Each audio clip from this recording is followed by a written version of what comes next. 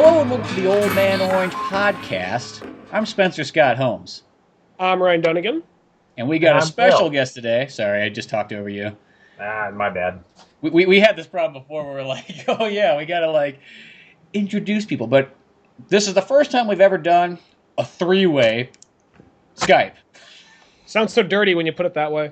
It does. It really does. But this is Will, and me and him met online. This also sounds weird and strange. Elaborate. Please continue. I'm learning something new here. He was sending me some friendly emails, and all of a sudden it's like, you like 007? I like 007. That's how that happened. But no, I'm like, hey, dude, I'm like, we got a podcast at some point, you know. Will he has like similar interests like we do in movies, so I'm like, come on, we love to have guests. We never get to have them anymore, it seems like. We usually scare him off after the first one, so, yeah. Marley still comes by for some reason, I don't know. Yeah, just because we force him. Yeah. Like, Marley, what are you doing? Like, just kind of hanging out. You're on the fucking podcast, though, okay. Well, Will, since last we talked, did you see Spectre? I did indeed, and I liked it.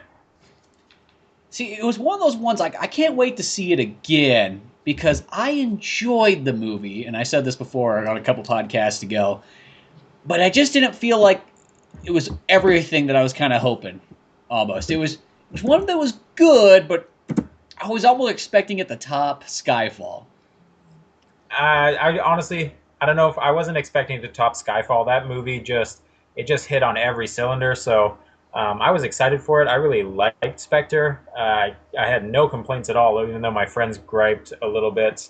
But I didn't honestly expect it to top Skyfall. That's a pretty tall order, I think. I mean, it is, but I guess it was just the way they're talking about. They're like, you know what? We did Skyfall, and it was so badass. You know what? We're going to go full Bond. You remember classic Roger Moore? Well, that's what you're going to get. You know Pierce Brosnan? You like the guy?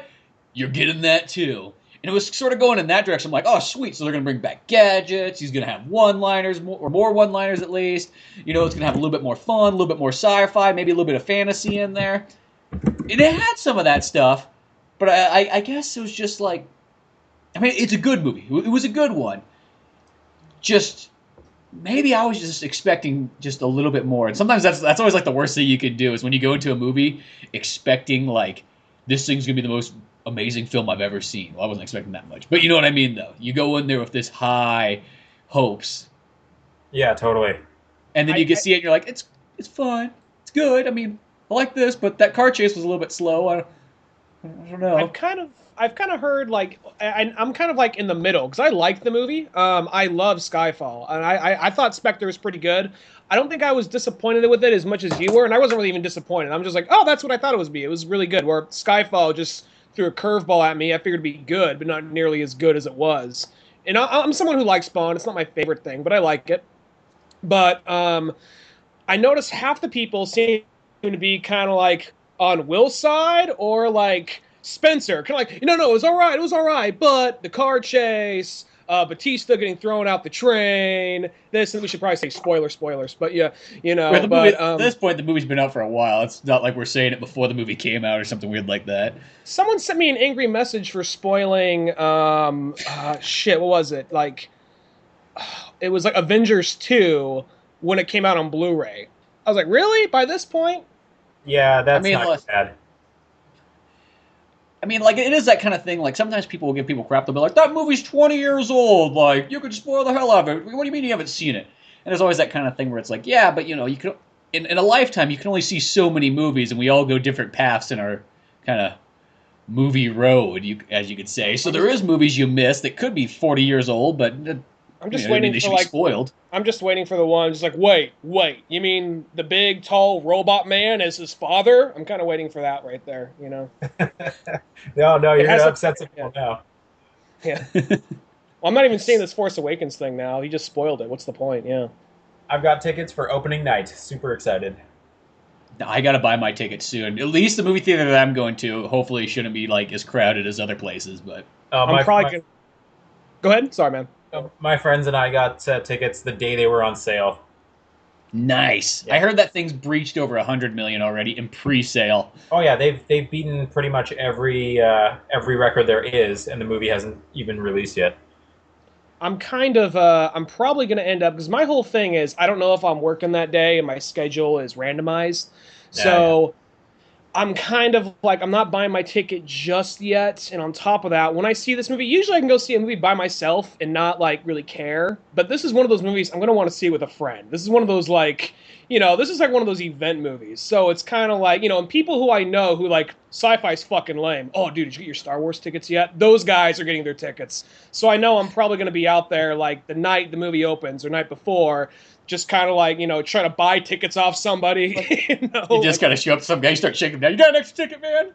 You got a friend that got sick and couldn't make it, and be like, I need a ticket. What do you want me to do? What do you want me to do? Like, I'll do favors. Like, oh shit, wow.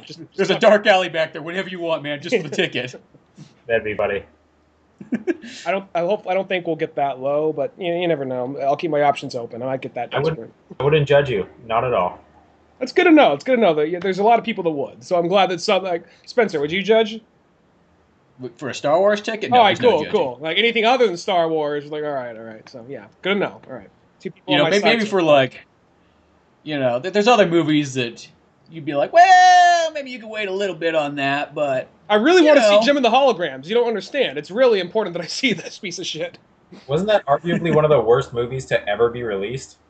They were saying it's one of the worst adaptations. Like I've heard like a review saying that like it's strictly in the sense of a movie, it's fine, but it is nothing like Jim and the Holograms other than the name. And I guess at some point they do a redone version of the theme. But yeah. Right. I never. Well, those are always the ones where. Whoops, I'll let you go. Sorry. I never heard of Gem and the Holograms until that movie came out and sucked. So yeah, it's not for me. Well, see, because I always wonder if those kind of movies, like, if you went and saw it knowing absolutely nothing about Gem, would it be a good movie or not? Because sometimes some movies like that, oh yeah, the fans are bummed out, but the people that never saw it before, they're like, that's actually pretty good. I like the story, Well, that was one of the only times, because usually, no matter how much hate a movie gets, if I go on YouTube, I'll see the like bar is way outbalanced. It's way topping the dislike bar. Most of the time, any movie trailer, I'll see way more likes than dislikes. This is the only time I've seen it completely the other way around. Like, it was like, 3-1 on dislikes on that thing. So, and I mean, I'll be honest, I knew of it. It was something made to sell dolls, but it was like also kind of a superhero thing. And I guess recently what kind of made it popular again is I guess somebody relaunched a comic book of it. And it's the comic is actually apparently really well written. I haven't read it myself, but people say, "Oh yeah, it's actually a pretty good book and all that." And it's kind of the whole retro thing. But like the movie apparently does none of that stuff because she had. I heard a thing somebody complained like she actually had holograms and powers and all this, but this is just a chick singing with her friends. Like, oh wow, that has nothing to do with it. That's pretty funny. And it was a guy complaining about it, so that's another thing. I was like, that would have been a very masculine woman complaining about that shit. Yeah, I know literally nothing about Jim. It's really like, I feel like I've heard the title, and that's about all I can tell you. Yeah, I don't even think I'd heard the title before. Well, something that actually happened to me a little bit ago, I don't mean to derail it, and I'll try and make this quick, but Jim came out, she came off stage, and she started strangling me. And I wasn't even at the concert, I just happened to be getting a hot dog here, you see? And she has a firm grip, let me tell you. Yeah. No, but that's what these bruises are. They're not like they're not autoerotic asphyxiation. They're from Jim. Yeah. No. Oh, fuck! Edit that joke out, please. No. Anyway, so just edit the David Carradine joke out. Yeah. No, there was actually a what was I gonna say? There was actually like I kind of got to meet Neil Gaiman a few days ago. Cool. You got to meet him? Kind of. There's this comic book store down the road from me. It's called Comics Experience. Comics spelled like with an X, COMIX Experience. It's a really cool store, and they kind of got this thing going on right now. This book club thing, where if you pay $25 a month, they give you a recommended book. And then if you're part of that club, you get to come in and like this sort of book club thing, talk about it, and they'll usually get someone who worked on the book in there. So lately, it's been kind of more independent, lesser known books. That's not saying they're bad, but more like people probably get easier to get a hold of. Well, he wasn't there in person, but the owner kind of happens to sort of know Neil Gaiman. And he got him in on Skype. And the book was Sandman Overture, the prequel to his whole Sandman series. And he kind of, it was just a Q&A. He just went in, like he just asked questions and like kind of gave his opinion on stuff, and kind of people got to pick his brain a little bit. And I was fortunate to ask a question. So, and I don't know. It's probably there's a link to it. There's like not there's a on the website they have like the feed in there, and they probably got me asking my question there somewhere. It's like hi, Mr. Neil Gaiman. It's pronounced gay, right? I just don't want to make sure I get that wrong. I'm not saying you're gay, and if you were, that's not a problem. But it's okay. I mean, like gay man, right? But I'm not saying that's who you are. I'm just not saying you're a gay man. Let's restart. My name's Ryan. How are you doing today? He's like, get that guy out of here. Whatever you do, don't bring that guy ever back again. He's banned from this comic book store, bro. Well, we can't make Neil angry now. I say, get him out. Get him out. Like, oh shit, he's mad. Okay. No, like what ended up happening is it was kind of one of those things. I had 3 questions prepared, and before I even got up there, all 3 of my questions were answered. Like, oh fuck. And there's like one person away. I'm just trying to think, what am I going to ask? What am I going to ask? What did you have for dinner? Because at some point he like was eating dinner in the middle of the interview. So then I was like, then he said at some point like he thought we were in a golden age of comics, and I kind of get up there, and for whatever reason, I mean, he answers it nicely, and is the way you think you would answer it.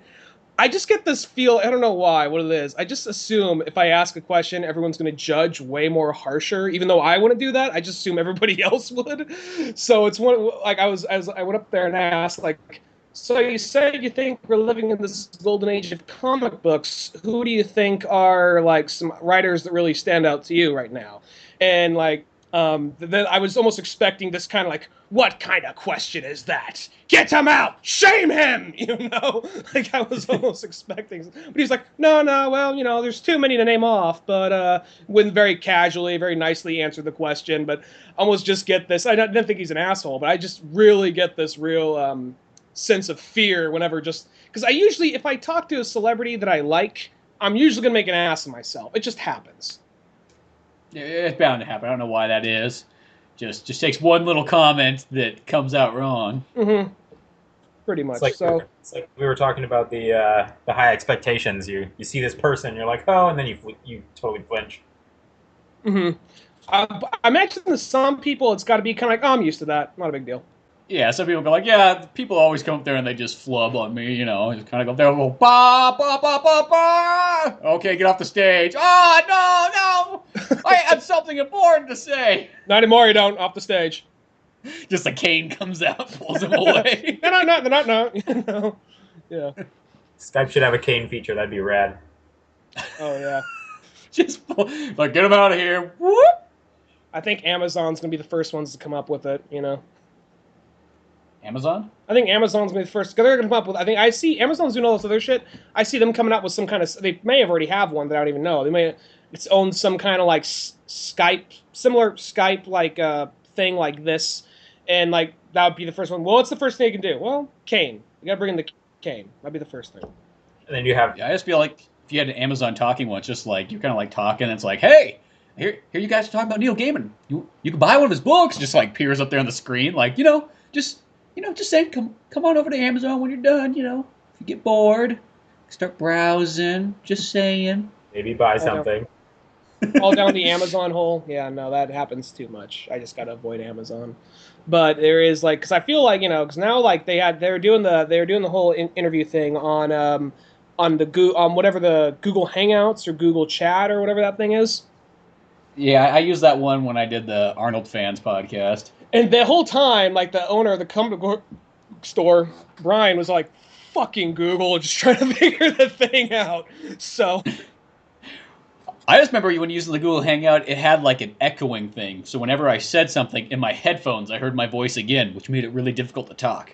So I just had to go into Christopher Walken style, where I talked and had to pause, or else everything got lost. No, I get you.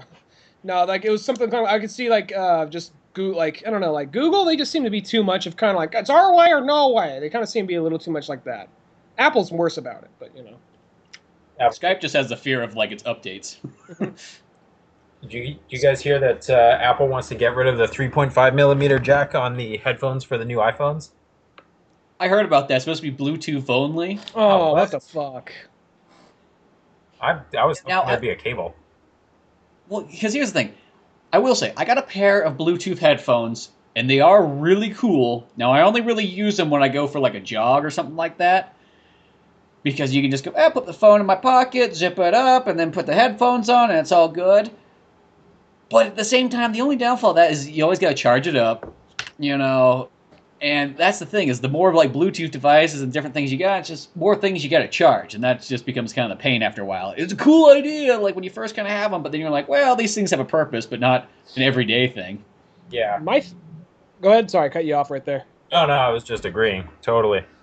My whole thing is I just kind of like, I got no problem taking a cheap pair of like headphones and wrapping them around something and then like, you know, just throw it in my bag. But a pair of Bluetooth headphones, I gotta imagine those got to be pretty expensive. It's just like, all right, got to carefully put them back into the case, close it carefully. You know what I mean? Because I always see, because like I just go through headphones left and right, so I just gotta. That's why I always just buy cheap ones. Like, all right, well, I'm not gonna stress it if I lose this $5 pair, you know, because I always, whenever I get like a pair of Skull Candies, always sound amazing, but they break in like, you know, fucking like a week. So. Well, these ones I got for working out or whatever, they were like $15 on sale at Big Lots, so they were nothing for the Bluetooth ones. So it's I mean, like, they're not like the grandest sounding ones, but they sound good enough. They sound like any other regular headphone. Well, no. I mean, when you're using them for working out, you just slide them on the back, and they just kind of hang up there. Then you can do your running. Mm-hmm. Seems like a pretty good deal, but like that. But like, I mean, I could see that. I could see the use of them, but just taking away the thing altogether. Just now Bluetooth. Well, I guess if anybody was the first to do it, I guess it would be Apple to be the first ones. Just say, oh yeah, guess what? No cords. We already kind of stressed the whole thing of no more buttons. Now we're going with no more cords. Yeah, it's a weird one. I don't know. I do think it's kind of funny that they're this company that totally like relied so much on like one man's vision, and even in that movie Steve Jobs, the what's his name, Danny Boyle one, he even says like, no, I don't want a stylus, no stylus, I hate styluses. What's the newest iPhone have? Like, oh yeah, well that guy's fucking dead, so stylus. What's he gonna say? I guess it works. It's like one of those ones, which I always thought was weird because the first time that like anything came out that was kind of like screen touch oriented, it was like, whoa. For years, you told us never to touch the screen. Whatever you do, if there's one thing you're going to do with this electronic, don't touch the screen. You don't touch the TV. You don't touch the computer monitor. You don't touch the Game Boy screen. Apple, simple as that. Difference. And then all of a sudden, it's like, hey guys, you can touch the screen. You're like, I can't. I mean, my whole life's. If I touch the screen, my whole life's been a lie. That's why they gave us the stylus at the beginning, because it eased you into that. It wasn't a direct touch. You had a touching tool. And then they took the stylus away, and we got all these really awesome touch screens. And now everybody's used to it. They're getting back to the stylus because it'll give you more dexterity. It's just the repeated cycle of consumerism on the phone table. That's definitely true. Makes sense. I mean, like, don't get me wrong, the stylus is cool on my DS, but, you know. Actually, yeah, that's a pretty good stylus. Even though has anybody got a 3DS game in a while? No. I don't actually own a 3DS, but my friend got one when it came out, and he played the Zelda game that came out at launch or shortly after launch, and they really... The Ocarina of Time remake one? No, it was the original one. I think it was not Wind Waker. Link I'm not to sure. The Link to the Past remake reboot thing. They did a really good job with one of them about incorporating like all of the possible interactions on the actual DS hardware. So like there was one puzzle that had the answer was wind, and you actually had to blow into the microphone to simulate wind. And then there was a whole bunch of drawing games and stuff that did puzzles like that. So it was really well done. Nintendo's always good with the tactile. No, yeah. The cool thing is I just read that they're going to do a Twilight Princess HD one on the Wii U in March. That'd be sweet. We use an underrated system. You know, I always tell people, because I got all three of them right now, of the main ones, and I always go, you know what? I like the Wii U more than I like the Xbox One. The PS4 might be like the main best system out there, Yeah. but the Wii U, like, I really enjoy They it. got some good games. Yeah, they don't have a ton of games, but the games they have are all like really good, and I almost look more forward to those games than I do a lot of the other big titles coming out. I feel kind of bad. I feel like I've just kind of slowly become a casual gamer. Before I buy like a game like so often, but now it's like okay, there's this one or two games coming out like every few months I want to get, and last few games. I mean, I only have like one, two, three, four, five, 6 games for my PS4, which a few generations ago that stack would have been like times 5 or something. But now I'm just looking at this. It would have been so big, it would have been like your ottoman. You just kick your Pretty feet up on it and be like, yeah, got this right here. Beat it, just throw it. Goes on the ottoman. Yeah, and now it's just like I'm looking at half of them I haven't even beat, and like and I haven't beat Far Cry 4 yet. Haven't beat Metal Gear Solid 5, and I'm just like, I mean, don't get me wrong, I like them, but like I just the last game I got, which was Metal Gear Solid, was Fallout 4, then Metal Gear 5, and then before that it was just kind of Batman. So That Batman game's fun. Yeah, I actually finally I sat down today and I'm like, I got a bunch of DLC that just kind of built up that I just kind of forgot about. It was just there. It's like, oh yeah, it's like so I started playing some of it. There was like a Nightwing kind of side story.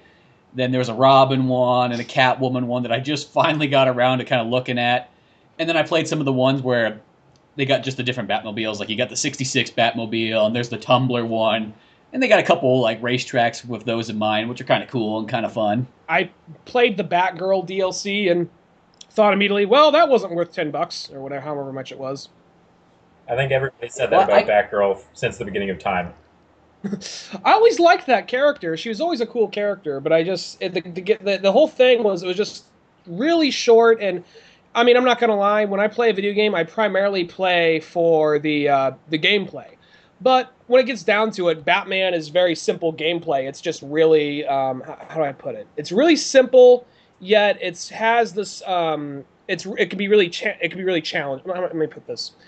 I think the concept it's simple yet complex. Yeah, exactly. Well, I think the concept of the battle of the battle system in that game is very simple. It's a very simple concept, but it really just like any other video game, really just tests your agility and your reflexes and all that, because it is really just kind of like parry, punch, jump, parry, punch, and that's all it is. But it's really fun, and so playing like an expanded thing of that, I kind of wanted more out of the story, just because I'm such a huge Batman fan. But then realizing, doesn't really expand on anything, and I mean, I was kind of hoping to expand on more in the actual game, and she just seemed a way to kind of get like get another level with the Joker, because people always want to have the Joker in there, and I like the Joker, but I think we're all a little tired of the Joker by this point, but you had to get Joker in there somehow again. Yeah. Well, did you guys anybody see any of those video game awards that came on about a couple days ago? I did not. I was gonna watch it, but then I thought maybe I'll just like splash my eyes in bleach first. Yeah, well, I didn't even know. I kind of didn't even know that was happening, and all of a sudden it was just coming up on feeds, and it was like, oh, there's some video game thing going on. And then I just kind of looked at a couple clips, just really quickly, and I was like, this just looks like I don't like award shows in the first place. I'm kind of anti-award, like when it comes to anything, whether it's music or movies, and because I mean, how do you judge something that's creative? It's going to be somebody else's opinion. I mean, we can all agree on some things that are pretty darn sweet. It's like Citizen Kane. How can you not like Citizen Kane? That is just one of those movies. Exist. But at the same time, when it comes down to like best movie of the year or best game of the year, I mean, yeah, there's you can judge it on mechanics and graphics and like little things like that and how engaging maybe the story is, but the story is kind of the part where you start going, well, that's going to be how much you like these characters and how much you like the story and so on. But I just flipped it on and it just looks so douchey. Like it just like did you see it when you used to be? It was literally a bunch. It was worse than the Spike Awards ones. The Spike when it used to be on Spike TV. I remember seeing it. I was like the audience it was made for. I was like a 16-year-old kid cranked out on Mountain Dew playing Halo and Smash Brothers. I was totally what that was aimed for. I liked Shinedown. That says something about this time, okay? They brought Shinedown out. They're like, hey, Ryan, we got your favorite band. They did. All right, I was young and confused. Don't judge. Now, what ended up happening was at some point, like, they're just like, yeah, brought to you by Doritos. Here to introduce, you know, like, an ad for, like, God for War is Shinedown. Like, hey, guys, we're Shinedown. Here's God of War. Okay, show the God of War clip.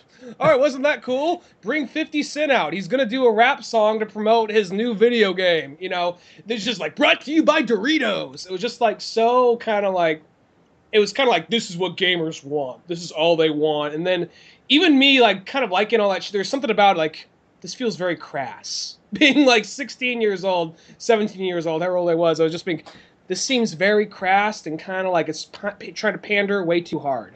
Was that around 2005? Because I feel like that era was about the peak of like shitty entertainment. So like it's had to be. It was literally about that. That was like because the first like one that came out, and I mean, I will say it was a big deal at that time just for the fact that once again as like a 15, 16-year-old kid, you're like, yeah, they're representing our generation now. That's right, buddy. Yeah, you put Nintendo and Xbox up on there. That's what we want to see. You know, it's like that youth revolution thing. And maybe I don't know, maybe it's just like an older age. Now you see something like that and you're like, oh, geez, now they're bringing it out like it's high-class royalty now. Oh, I remember back then, I don't know why I'm talking like a yuppie for that. It's more like, we just kind of go like, you know, do we need this stuff? As long as it's brought to me by Doritos, I need it, so. They're still talking to me. They got the Doritos and the Mountain Dew. Live the dream of your childhood. Here's a Surge ad. Wasn't it Doritos that did those chips where, the Russian roulette chips or whatever, where it's just a few of them are really spicy? Have you not had this? I have seen that. They're good. I've never had them, but I saw it said like roulette, where like you get a bunch of regular Doritos, and then every once in a while you get a spicy one in the mix. They're really tasty, but and then every once in a while you'll get one that might kill you. But oh yeah, but the spicy one's actually really spicy. Like, you know, not just like, oh no, it might offend white people spicy. It's really good. Huh. I see the name. Is it kind of like the Tapatio spicy one? Pardon? Is it like the Tapatio spicy one? I don't know what the Tapatio is, but it was you know, I didn't cry, but I liked it. I could see it being kind of Tapatio's like it's like the Mexican Tabasco. Oh, okay, yeah. Yeah, it was in that ballpark of spicy. Nice. I could see that stuff being kind of like Doritos Black Mamba Nacho flavored, you know, or just something stupid kind of like that, you know? Yeah. Doritos High Voltage. Some bullshit. Remember back in the day when there was only like 2 Doritos flavors, when you just had Cool Ranch and then Nacho?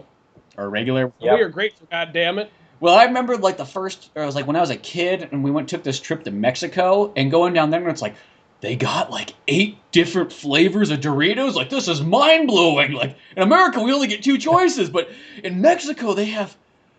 there's all kinds of different ones I can choose from. And as a kid, I'd like go there every day and buy like a different one. Like, I gotta taste them all. And it's probably still like Pokemon infused era where it's just like, gotta catch them all, gotta taste them all, gotta do something all. You could have taken them like over like back to state lines. No, they would take them to school and kind of charge like high price for them to kids. Like, you guys want to see some really fucked up shit? And you just pull up like pineapple Doritos. What the fuck is this? It's like, this doesn't exist. This must be foreign. It is foreign. I got it from Mexico. What do you want for it? So glad you asked. You will be my slave for the next 6 months. Oh yeah, grade school slaves. That was awesome. That was always the weirdest thing, is like, if people they'd be like, literally like, yes, I'll do something for you, but it will come at a price. For the next 2 weeks, you will be my slave. All homework must be done by you. And you alone. You will carry my backpack like a good servant. Bring me lunch from your own parents', cupboards. You're just like swirling like a brandy glass of high C. Yeah, just like, you can smell the berries in it. And the high fructose corn syrup. That's what gives it its charm. Well, no, go ahead. High fructose corn syrup is bad for you. Just a side note for all the viewers out there who may be concerned with personal health. Fructose corn syrup is bad. But it tastes so good. Yeah. And your body doesn't know the difference. It just says it's sugar. It's always one of those things, like, apparently, I read somewhere that actually, it depends on where you read it. Some people say, oh yeah, it's just bad for you, don't do it. Other people are like, no, it's punching holes in your like, intestines or something like that. So it's like, oh, okay, well, probably somewhere in the middle. It's killing babies while you Yeah, sleep. you wake up and live Yeah. through Discord and starts standing over your dog with like a knife, like shh, shh, It's shh. just like just a giant bottle of Coke just hunched over, like, oh fuck, he saw me with like a knife, and just like slowly backs out of the room. Next time, Definitely back the next night.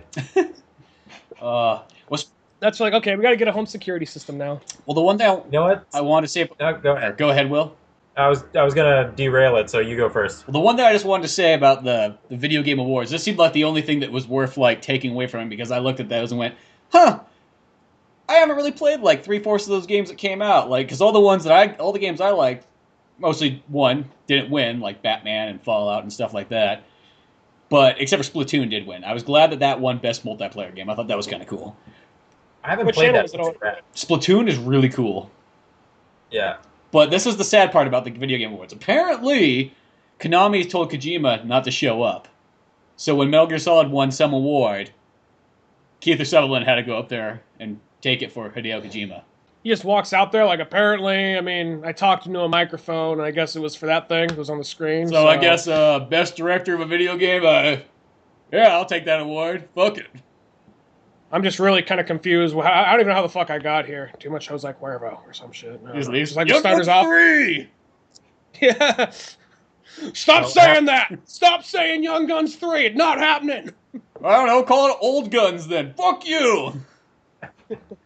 What really happened is he took the award and he had 24 hours to get it to Hideo Kojima. You got 24 hours. You gotta get in there, Snake. Yeah. Hour 1. Yeah. Just him just sitting in an airport, just like, fuck. Next episode, hour 2, just like, delayed, just him hitting his head against the wall with like the award in his hand, you know? Chloe, I need help with this one.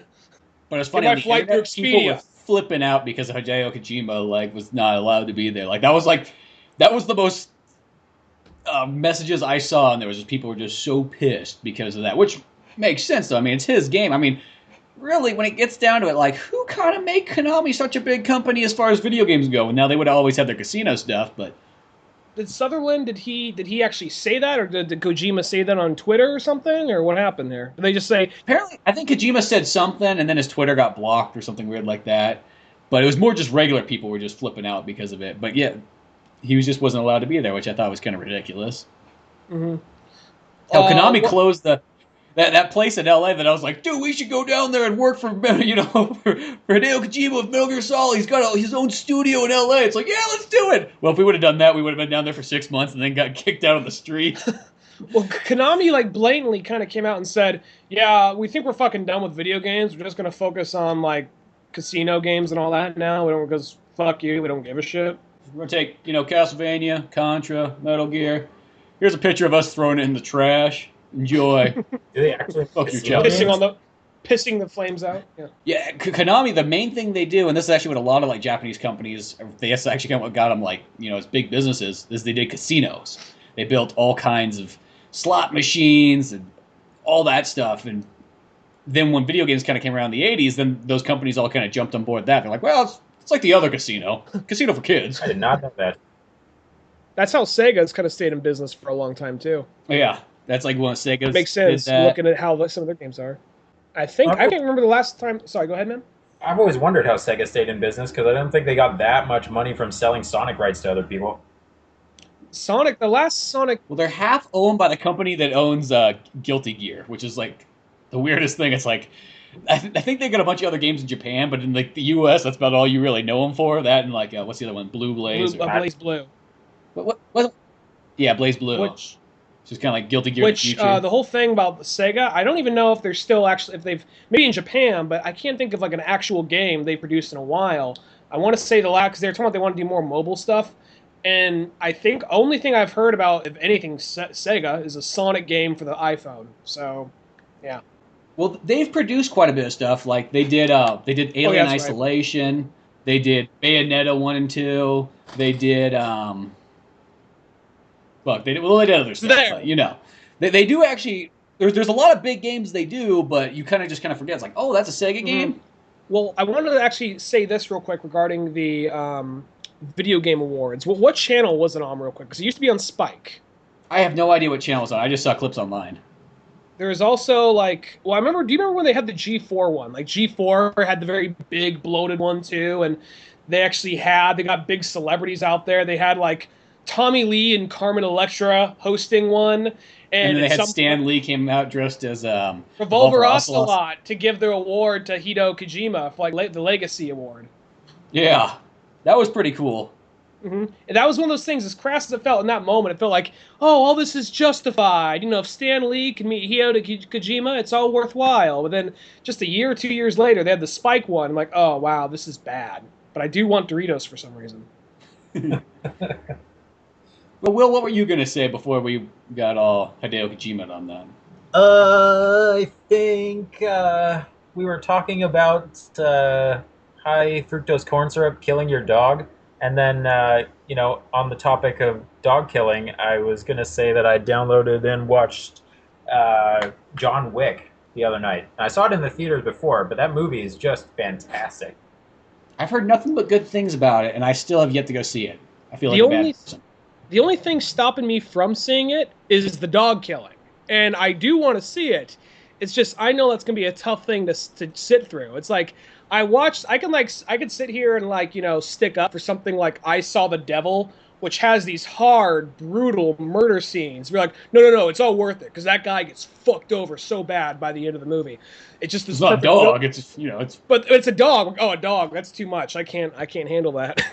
That's the line right there. That's where that's drawn. Exactly. But I do like want to see it. I hear nothing but good things about it. It's fantastic. it just. I mean, I've seen kind of parts where people are watching, and like it just looks like it's got great violence, great scenes. Just looks like a super good action movie. I don't know why I haven't yet to see it. Just it looks like my total type of movie. Yeah, it's like when the peak of action movies in like maybe the early mid '90s. It's like that, just with the modern advancements of cinematography, and they don't really oversell anything. Like the dialogue's all really believable, the characters are really believable. The plot is just your standard, action movie plot. There's no surprises there, but it's well delivered. And Keanu Reeves goes full on badass and like shoots people a lot. And the small things are correct. Like he doesn't just have infinite amount of bullets in his gun. He actually has to reload after 6 or 8 shots. Thank you, reality. That's one of those things that bugs me in movies when people just shoot 18,000 bullets out of the same pistol. Yeah, you just do it. This is how I do it. Like I go in movie magic. Whenever they cut, he's reloading them. It just wasn't important to show the reloading part. True. I like to go for the benefit of the doubt. Like I'm like I can find a way that just because it doesn't show it doesn't mean it might not happen. I'll have to check that one out because that one is on my list. I know I saw some shots of that movie, and it does look badass. And for a while, they were kind of saying like, I mean, I don't know if it's still going to happen. They were saying Keanu Reeves might play Spike in the live-action Cowboy Bebop movie. I don't think it's happening now. It's like I don't know about that. But then after seeing like a handful of shots in that movie of him firing a gun and flipping dudes over, and I'm like, oh well, maybe he can. I mean, I know he can do all that shit because I've seen Matrix. But I mean, as far as the way how he looks, I wasn't so sure about it. But yeah, I think that one looks pretty good. They're already filming the sequel right now, so I'm stoked for that too. Yeah, I'll have to check that out before the sequel comes out so I can see that in theaters because it does just sound like a really sweet movie, and for some reason, I don't know, because it must have came out mostly this is always my reasoning for not seeing a movie sometimes is that there might have been something else that I really wanted to see that came out in theaters like the same week, and sometimes there's just only enough time to see one movie that week, and then if the next week comes and something else comes out, then you get kind of behind, and then it comes out on DVD and you kind of sort of forget about it. You think about it, but then you forget about it. Hopefully it doesn't become kind of like another Taken. Now, I mean, Taken 2 is enjoyable. I never saw Taken 3, but because everyone was just so like ape shit over Taken 1, like it was just like surprising. Like, oh my god, this movie's so good. I'm kind of surprised about how good it is. And then Taken 2 came out. And people were like, meh. And people like I think it was just kind of like Taken 1 was a real good movie. Taken 2 was kind of just more of the same. Except for like one of my favorite parts of that movie because it just makes me laugh because it's just so selfish is what he's telling his daughter, like, just chuck grenades outside the window. Like, who cares where they're going to land? I got to figure out where you are. Did you ever see Taken 2, Will? I saw half of the first one, and I haven't seen the sequels because I just can't believe Liam Neeson's a badass. Like, I think I could beat him up, and I know he's done like real karate in real life or something like that. I think he could actually beat me up, but I feel like I could just, I don't believe it. Yeah, I'm so upset that my daughter got kidnapped, and I'm gonna go on a mad killing spree. Thank you, Liam Neeson. Can you go back to being the secret bad guy in Batman, please? Like, wasn't doesn't sell it. But he's Qui-Gon Jinn. Like, come on, like you don't mess with Qui-Gon Jinn unless you're Darth Maul. He was Ra's al Ghul. He was Qui-Gon Jinn. He was a Crusader in like some Ridley Scott movie. I'm drawing a blank on the name of it, but yeah. He's in that. There's that movie. Krull. He's in Krull. Yeah, he's in that, but it's like the other Braveheart movie. I'm drawing a blank on what it is.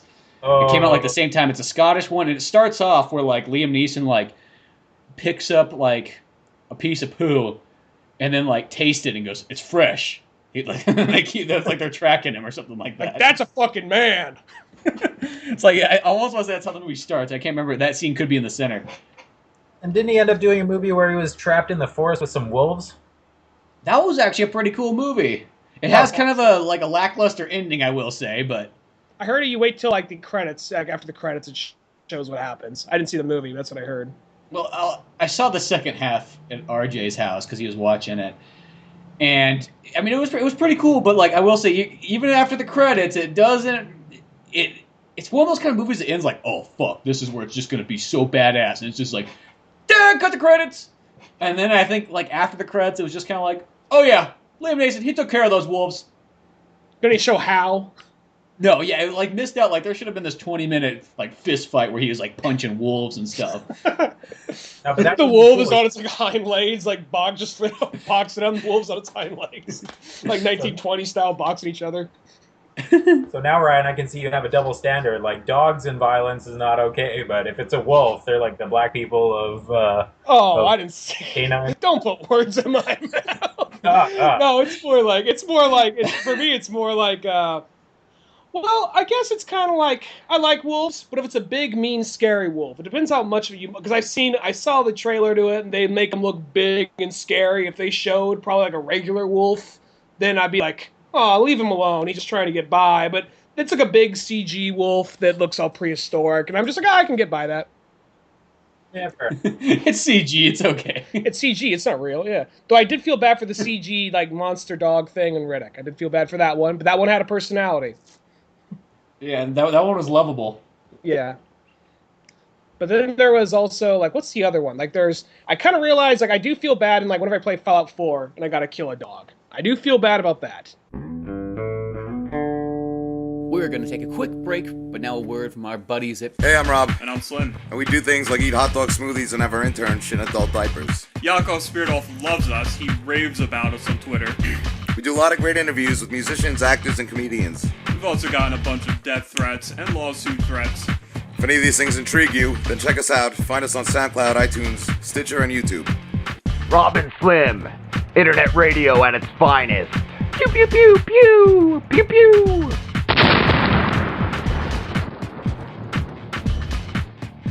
Well, good. Yeah, there is always that, like, one. Sometimes when they're, like, mutant dogs, I'm like, it's okay. Exactly. I'm taking away this misery. Mm-hmm. Yeah. But whenever you just kill one of the ones, like, it's a mongrel, kill it. Like, I don't want to kill the mongrel. It's just confused. It doesn't know, But it's like, well, I do need the experience, so bam, bam, you're dead. One of the mongrels that was justified. not bred for intelligence. No.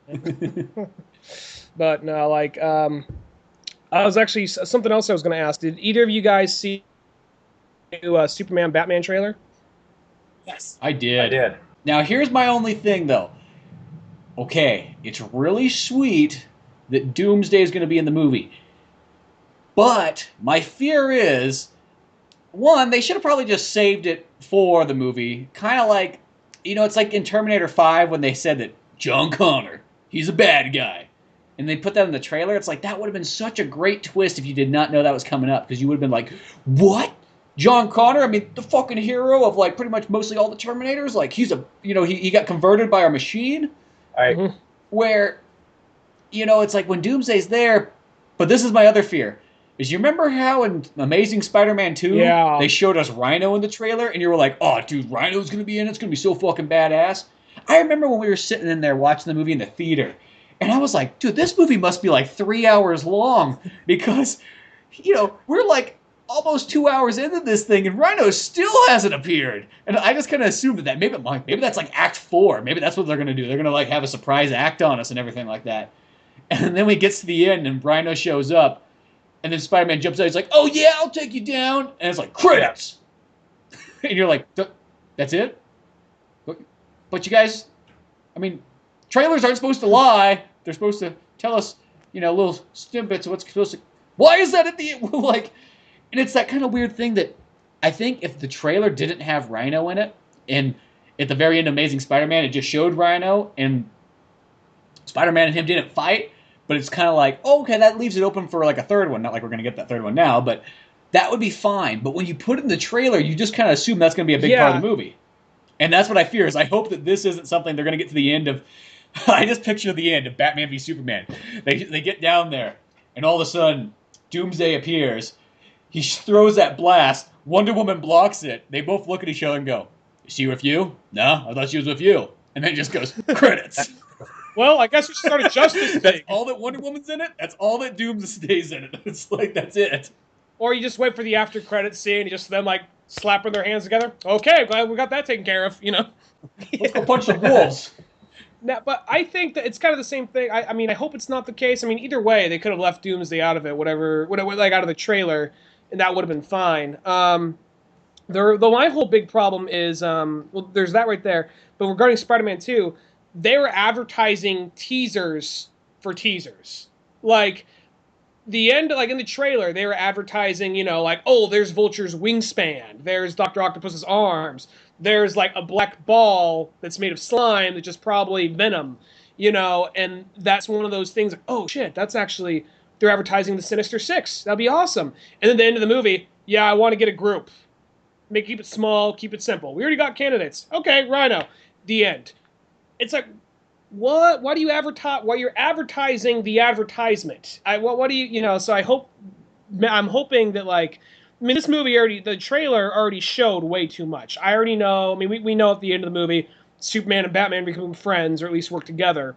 But they already kind of showed all the beats of the movie. At some point they go to war with each other. At some point, Wonder Woman comes in. At some point, they're going to like trade blows with Doomsday. So, which Doomsday would have been a cool surprise. I'd like to go to a movie and be surprised. Like, oh shit, he's in the movie? If that's they gave away the whole plot, I agree. And now, if that was the plot and they just didn't give it away, then that would have been fine. Maybe you would have had an inkling as you watched the movie. But now they showed that trailer, and they even put the plot points in the correct order that they're most likely going to show up in the movie. It was like, okay, I've just watched the movie now. Thank you for dropping your sales by like 5% for the people who are just going to be like, okay, no surprises. I'll just wait till it comes out on DVD or Blu-ray or whatever. Mm-hmm. I hope they get ballsy and they actually go, no, we still got something hidden that's going to be pretty big. Oh, maybe. Like, yeah, I know it's kind of like that. It's definitely a long shot by this point because you go, well, it's going to probably be like this. Act 1, you're going to have Batman and Superman become angry with each other. Act 2, apparently they're going to probably fight. And then Act 3, there's going to be a bigger thing that the two of them have to work together to fight off. And that's, Doomsday. Now, hopefully they'll throw a little curveball in there. Maybe it doesn't have to be a big thing, but maybe they can put some other little villain to work in there. Either throw another Batman villain in there or throw another Superman villain, just something else just to kind of stir the pot a bit. I think it's going to be... sorry, go ahead, Will. I think it's going to be less about throwing characters in, but they're trying to do what Iron Man 1 did, except Iron Man 1 didn't know they were doing it at the time, which is set up a cinematic universe. So I think we're just going to get a whole bunch of subtle hints or tiny cameos of all the Justice League and their friends and enemies showing up, so that when they set up the Justice League movies, they can keep it rolling, and everybody can be like, "Oh yeah, remember when you saw it in Batman Superman the first time?" And then they'll, it'll just spawn so many discussion threads on Reddit that it'll take a terabyte to save them in the future. Exactly. Well, I will say that I think that something the movie's probably going to do is there is a rumor kind of going around that and it's all speculation. I will say one thing I do. It's not even so much just the movie's fault. It's also just people. There's a time where the movie would come out and we'd all just wait for it. Now there's a point where I can't go down Twitter or Facebook like our theory is that Kylo Ren is actually the son of Luke Skywalker, some bullshit, and they bring out all these plot. It's like, all right, let's just wait for the movie to come out. You know what I mean? I mean, it's fun to kind of speculate, but every once in a while they just flat out advertise like what they believe is spoilers. Like, and before they even showed Doomsday, the advertising, we think Doomsday is going to be in this bitch, and then it's just like, well, we'll find out. Oh, he is in it. Okay. But something that was in the trailer though, they showed a bunch of parademons flying around. At least I'm assuming they're parademons and not flying monkeys. But well, that could be true. They had a part where Batman was like in his old desert garb and he's fighting a bunch of people off, and you could see like a bunch of flying things going around. It looked like someone were picking people up by their shoulders, which is something parademons are known to do. You know, so I guess we'll see what where it goes. But there's also another thing though. People were thinking, oh, that's probably a dream sequence or something. But I guess we won't know till the movie comes out. People always like to kind of jump to conclusions on that kind of thing. I think The dream sequence is always the Deus Ex Machina in a movie, so I really hope the demons are there, and so we don't get some, oh, Batman's having a foreseeing dream. Batman doesn't do that. Batman shows up and kicks ass. That's what he usually does. There's like a theory. I think I heard it on Fat Man on Batman. There's a theory that apparently the part where they show the parademons, they show like Superman has the soldiers and they'll have the Superman armband. Like that's a vision Wonder Woman has. Like, oh shit, I got to stop these two dumbasses from like trading blows so we can focus on Doomsday and Darkseid and whatever else, you know. But we'll see what happens when the movie comes out. I was watching a James Bond movie with my friend yesterday. The World Is Not Enough. Some really interesting underlying themes in that movie, but we figured out that each protagonist in all these various universes has one skill that they never fuck up. Like James Bond is chasing people. Yes, he's the womanizer. Yes, he kicks a lot of ass, but occasionally gets his ass kicked. Occasionally he doesn't get the girl. But whenever there's a car chase or a foot chase or chasing anything, James Bond has got I'd have to fact check this, but I think he's got a 100% success rate with chasing people. So my question to you guys is, what is like the one skill of these other protagonists? Like, what's his one thing that he is just flawless record at? Batman's never killed anybody. He ain't never killed. I mean, as long as it's like not like movie Batman, but like in general, like as far as comic book Batman, like he's never like full on killed somebody. In a sense, he's attempted murder every once in a while, but just like out of just pure anger. Like I always use, there's an example. Did you ever see the Batman Beyond movie? No, but I like Batman Beyond a lot. The movie is extremely good. And there's a part where it's kind of, I guess, not too much spoiler, but like Tim Drake gets captured by the Joker, and Batman kind of finally finds him, and he breaks in. And this takes place in the past because it's, in regular Batman, not Batman Beyond. Right. And Tim Drake is strapped up to like this chair or this machine, and he's all like Jokerified, and he's just been like tortured and abused and all this stuff. And there's this part where Batman just gets such a pissed look at his face. He chucks a batarang, and Joker just barely ducks out of the way of his head, coming straight at him. And you just know that's that point where Batman's like, fuck it, and just chucks this batarang. Just like, I hope it hits him in the head. Yeah, but his universe saves him, and nobody actually dies. Yeah, exactly. So, because that's like the one thing Batman does, is he always... because Green Arrow gets the crap for like that one time accidentally shooting somebody, and for some reason Bruce Wayne like never lets that go away. It's kind of like, Ollie, remember that time you killed somebody? Yeah, that's why I don't think you should fly this shit. Ollie, you remember that one time you killed somebody? Yeah, I don't think that's why you should get that last piece of pizza. It's just like always, like whenever something comes up, you can just be like, Ollie, remember the time you accidentally shot that guy and he fell off the building and died? Yeah. That's why I don't think you're coming to my birthday party. Just saying. That relationship. Yeah, but you actually... Oh, go ahead. He's like, yeah, but you actually tried to kill the Joker more than once, and someone else stopped you. Yeah, but they stopped me, and I came to my senses. No one was there to stop the guy from getting shot in the arrow and going down. That's why you're not coming to my my screening of my new movie. Sorry. Just saying.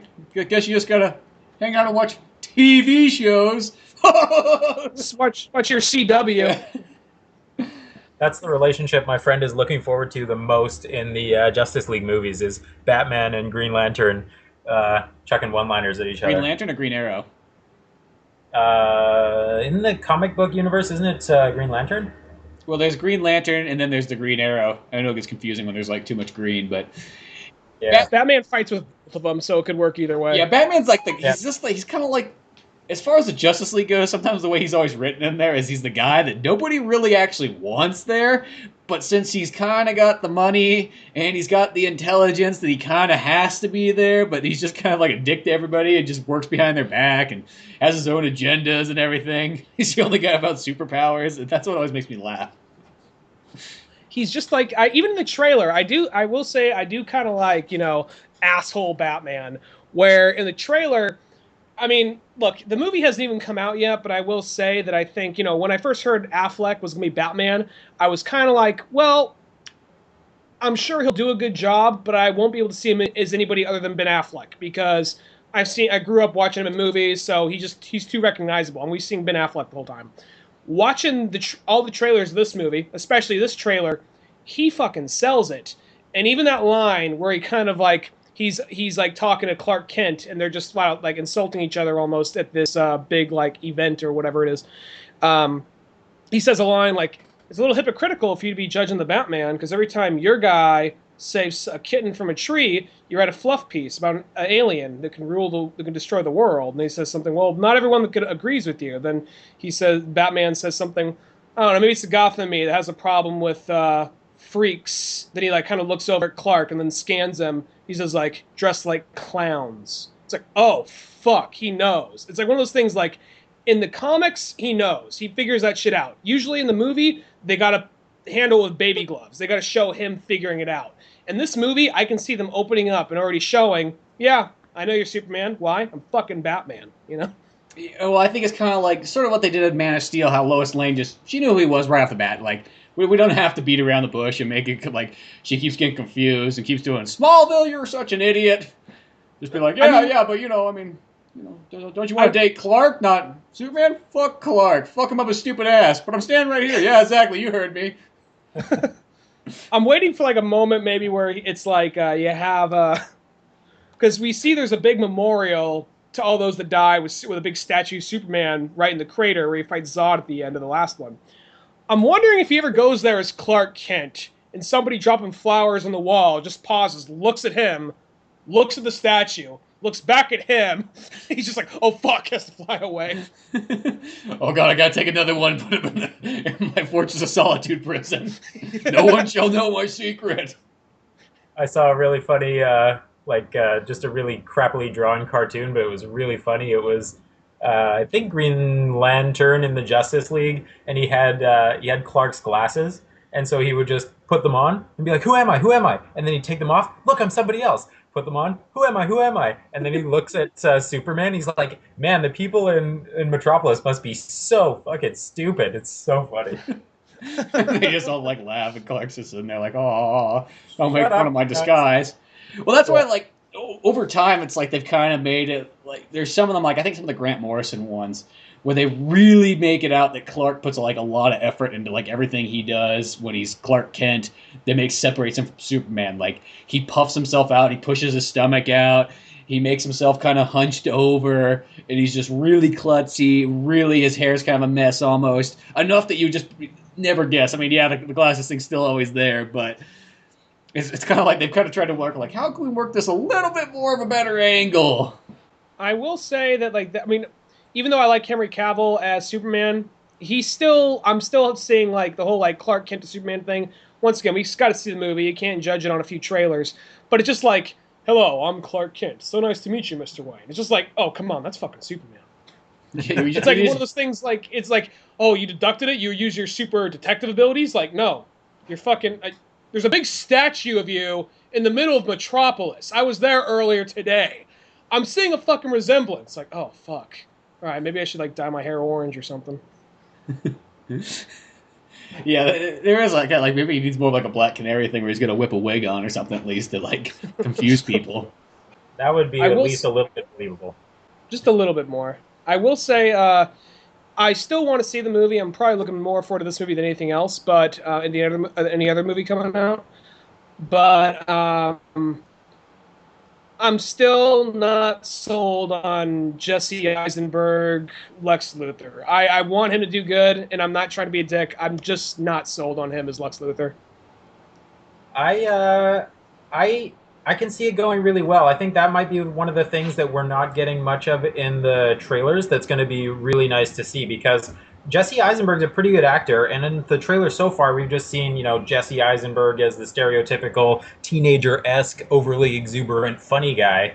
But I feel like we're going to get some scenes in that movie where Lex Luthor is doing his badass thing, at his laboratories or whatever, and he gets real serious on some people. And I think that Mr. Eisenberg's going to sell it. Yeah, that's good to hear because a lot of people seem to get to this point where they're like, I don't know, man, it's just like that just doesn't feel like Lex. And I mean, I will say they are going for something different, and I hope it works out really well. You know what I mean? So do I. It's sometimes you take those ballsy chances of certain actors, and the next thing you know, you go, well, that was actually pretty cool. Maybe it's not my classic Lex Luthor, but I like the performance that came out of it.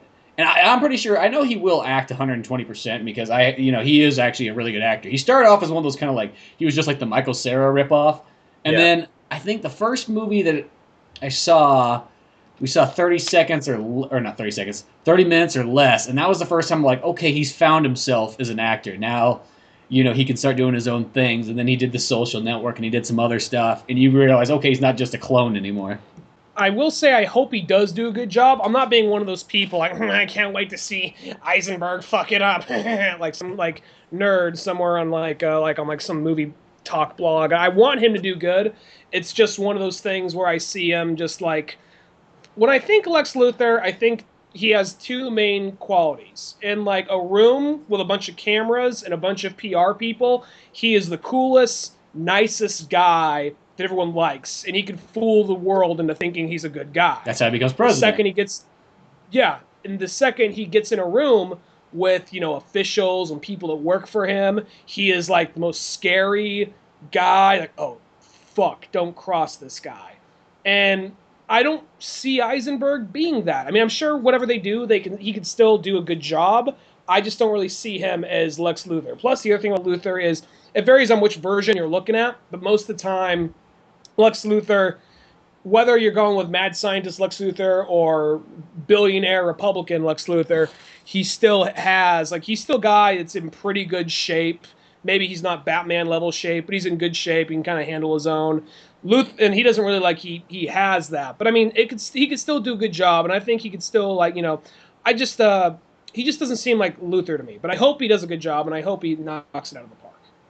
There's one really easy trope that they could just pull that automatically makes the potentially non-believable bad guy all of a sudden be believable. All he has to do is randomly kill a henchman who fucked up. When you kill your own henchman, your badass level multiplies by 10 automatically. He can do that. He's done that before. They actually went far, and I think it was the Doomsday movie. He flat out kills Darcy, which I was surprised they actually killed Darcy because that was always his right hand. That was always his assistant. She was always there, and plus I grew up on the cartoon, so seeing him just flat out kill her like that, I was like, oh shit, what? He's serious. Yeah, he killed Darcy. How does he kill? That was the one person he could open up to. Well, because I just feel like the way that it's going to be in this movie is he's going to be, instead of being the pure perfection of humanity, like he is kind of in a lot of in a sense recent ones in about the last 20 years of the comics. Instead, he's going to go back and being he's just Gene more Hackman. of the evil scientist, and he's just going to be probably creepy and weird and untrustworthy, but he's extraordinarily intelligent. But he's not strong, he's not powerful, but you just don't know what he's doing behind your back. It's going to be that kind of, in a sense. It looks like he's going to have the billionaire thing going on too, because that party scene that we were talking about, he's hosting that party for some reason, right? Like, I think he's going to be kind of like nega Bruce Wayne that doesn't like Batman or something. Yeah, and I think it's gonna be like that mix. Like he's Superman's enemy, but he's also, in a sense, maybe not Batman's enemy, but he's Bruce Wayne's enemy. He's gonna go for that kind of like. They've kind of done that thing where they it depends on who you read and like which timeline or whatever, but they've had variations where they went to boarding school together or they had some college classes together or something kind of like that. Ah, Which makes sense, I guess. Which I don't know if they'll do that with the movie, but anytime they can like tie it all together, they'll do that. And even if you go to in the Arkham video game, like the newest Arkham game, if you go to Bruce Wayne's office and listens to all the all the messages on the answering machine, there's one by Vicky Vale. I think might be one from Catwoman, somebody else, and then there's one by Lex Luthor, and they actually got Clancy Brown from the animated Superman series say, Mr. Wayne, you don't need your R&D division. What you need is another $2 billion. Yeah, give me a call. Yeah, they got that little message in there. Which, actually, speaking of that game, too, they had a release where it was one of the last downloads where they got the Batman v Superman Batmobile and, like, the Ben Affleck costume. Which is basically the Frank Miller costume, which I think we're all glad to see the Frank Miller costume in live action. Yeah, you can't go wrong, though. That's definitely a real cool one. when they announced Ben Affleck as Batman, I was the only one of my friends who was actually rooting for him. I think he's going to do a really good job of it. Well, because I thought about it for a second, and I was like, no, he's a perfect choice. I mean, look at him. He's got the build, he's got the height, he's got the chin, and to top it off, he loves comic books anyway, so he's like the right choice. Plus, I really like the Daredevil movie he's in, so I was like, I'm already sold. I was kind of like I said earlier. At first, I was like, well, I don't know. You just already know Ben Affleck, so I feel like I recognize him too much as Ben Affleck. But the more I thought about, well, he does seem like he does seem like a right choice. He does seem like it makes sense. If I didn't already know who he was, everything would make sense to that. And then once I actually saw footage, like the whole there's a little bit of footage. There's the footage we saw in the first two trailers. I'm like, oh, okay, that's pretty cool. That actually looks really believable. But then we saw this one where he was actually speaking and flat out talking shit to Superman right at the party. I was just like, all right, no, he very well might be our best live action Batman. I mean, Kevin Conroy will always be my favorite, but as far as live action goes, I think Affleck might be my favorite. Yeah, it depends. We'll know when the movie comes out, but so far it definitely seems that way. Well, because the thing is I like pretty much everybody that played Batman, and each person kind of has their different charms. But I will say I think Ben Affleck will capture it all really well from kind of like the comic books. Where don't get me wrong, Michael Keaton I think is a really good Batman. I like him in the costume, but the only thing is when he's Bruce Wayne, he does just kind of have that. He's confused. He walked in the wrong room. Oh yeah, and he's got the curly hair, which just always feels kind of weird on Bruce Wayne and so on. When he's in the costume, he's perfect because I think, as Tim Burton said, it's like you look at his eyes and he's like, those are the eyes of Batman. And I agreed. I'm like, yeah, totally. And I like his performance and all that kind of stuff too. And then Michael Keaton, he's not like the biggest and buffest guy either, but where Ben Affleck's going to have all that kind of stuff. Because even Christian Bale, I enjoy Christian Bale, but he's a little bit smaller of a guy. He's almost got the build to be sort of Robin. It sounds weird to say that, but he's not that tall of a person. Hey, Christian Bale, we got a role for you in the new Batman versus. Oh, you want me to come back and play? But no, you're gonna play Robin. I never liked Christian Bale as Batman. Never. You're gonna play 1966 Robin too. Put on the boy shorts. What? What do you mean I'm doing it? Yeah, I don't know why he's making Australian. He's British, but yeah, that would be. You didn't like Christian Bale as Batman? No, I those movies are fantastic. But it's always the supporting cast that makes those movies. There's never one scene where Christian Bale's holding it together and really bringing us through the story. He's Batman. He's confused about his, why he wants to be Batman. They take way too long to actually get him to being Batman. Okay, yes, badass training in a pit and, with some ninjas, but it's just Christian Bale, I don't know, he always looks like he wants to cry when he's Bruce Wayne, and then when he's Batman, he's trying too hard with the voice. I think the supporting cast in all three of those movies are great, but Christopher Nolan and the supporting cast is what made it for me. Well, it's I like Christian Bale as Batman. I mean, he's not my favorite Batman, but I got there's nothing really I can complain about in that. I'm just saying, like, when it gets down to like the perfect, like, if you want to rip it from the comic books Batman, I don't think he's perfect for that. But for those movies, I think he works. There's nothing to complain about there. One of my favorite Batmans is George Clooney as Batman. I know most people think that's blasphemy, but I like the way that he plays it. It feels like Batman. He's kind of a dick. Bruce. I think he looks like a great Batman, George Clooney. And I think it was in one of the Kevin Smith ones. It said that, like, if they ever did like a live action, or they did an old Batman or a Batman Beyond one, they should get George Clooney to be Batman, which I don't think would ever happen because people just seem to hate him as Batman. But if he would played an old Batman, like if it was a Batman Beyond movie or a Dark Knight Returns one, I'm totally down for that. I already liked him enough in Batman and Robin. I would accept him in any other Batman movie. Yeah, I like George Clooney as Batman too. I think he could definitely be like. We've been through this, and I'm not going to try and shit on your baby here, Spencer. But I don't like Batman and Robin. I don't like that movie, but I do think Clooney could be like a good Batman. I don't think that movie really gave him a good opportunity for it, but like you said, I really think he could be a good Batman. It just given the surrounding. Like, it wasn't even so much he was bad in it. It was just more of just some of the writing, and we won't go into it, but yeah. It's all those movies. You just gotta. I always just feel the only way that people can accept that movie is you gotta just accept it that it's a '66 Batman movie. I get that. I get it. I don't mean to explain it to you. I know you get that. I'm almost explaining it to the people outside of the room, the people on the magic airwaves with the speakers and the fun noise. I'm like, I don't even really hate the movie. It's not even like, I don't like it, but I don't really even hate it because I understand what they were trying to do. But I guess it's like 66 wasn't the Batman I grew up with. I knew it, and and I kind of liked it as a kid a little bit, but it wasn't really the one I grew up with. I grew up with the Bruce Timm, Paul Dini animated series. So that was kind of my Batman. And when they said, well, we're making it more like the cartoon, and it was like, well, it's not really that much more like the cartoon. It's more like the 66. That's where they just kind of took Heart of Ice and is the main plot point. So, It's like one of those things that, I don't hate it. It's just not really my Batman. I think because, I grew up watching both the animated one and I watched a lot of the 66 one because they started replaying all the episodes on TV at that point. And I remember going out and renting the movie and everything, going, man, this movie's fucking awesome. Like, I loved all that. So I think when it came to when Batman and Robin came out, I was just really accepting of it. Like, I loved that movie as a kid. Like, I got it on pay-per-view when it came out, which sounds weird. It's like that's what I did, just taped it off TV. Didn't go out and buy it, but I got it on pay-per-view and taped it. I got a Superman action figure. It came in the mail, which was kind of weird, but I was like, whatever, awesome. When I saw that Batman and Robin movie, when it first came out, we were the only people in the theater, so yeah. That's one of those ones that's never good for business. Yeah. Well, it's kind of surprising. Well, because the thing about that movie is the reason why, I'll be honest, I like that one more than I like Batman Forever.